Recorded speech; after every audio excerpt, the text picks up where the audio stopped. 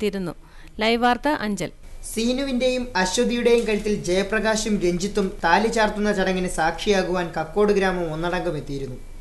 ഞായറാഴ്ച നടന്ന കക്കോട് പബ്ലിക് ലൈബ്രറിയുടെ 13ാം വാർഷികാഘോഷ ചടങ്ങിലാണ് പ്രധാന പരിപാടിയായി നിർധന യുവതികളുടെ വിവാഹവും സംഘടിപ്പിച്ചത്.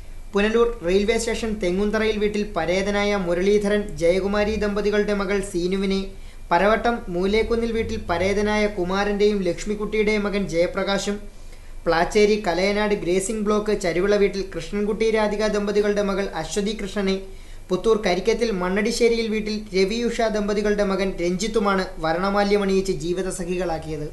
പുനലൂർ മുനിസിപ്പൽ ചെയർപേഴ്സൺ വിമല ഗുരുദാസിന്റെ അധ്യക്ഷതയിലാണ് ചടങ്ങുകൾ നടന്നത്. ജില്ലാ പഞ്ചായത്ത് വികസനകാര്യ standing committee chairman S Jayamohan ഉദ്ഘാടനം ചെയ്തു. KLDC ചെയർമാൻ ബെന്നി കക്കാട് മുഖ്യ അതിഥിയായിരുന്നു. ലൈബ്രറി രക്ഷാധികാരി അഡ്വക്കേറ്റ് ഡി സുരേഷ് കുമാർ ചടങ്ങിന് നേതൃത്വം നൽകി. മതനേതാക്കന്മാരായ KV Sathyavrathan, father Mathew Anchil, ഇമാം K അബ്ദുൾ റഹീം അൽകാസിം എന്നിവർ അനുഗ്രഹ പ്രഭാഷണം നടത്തി.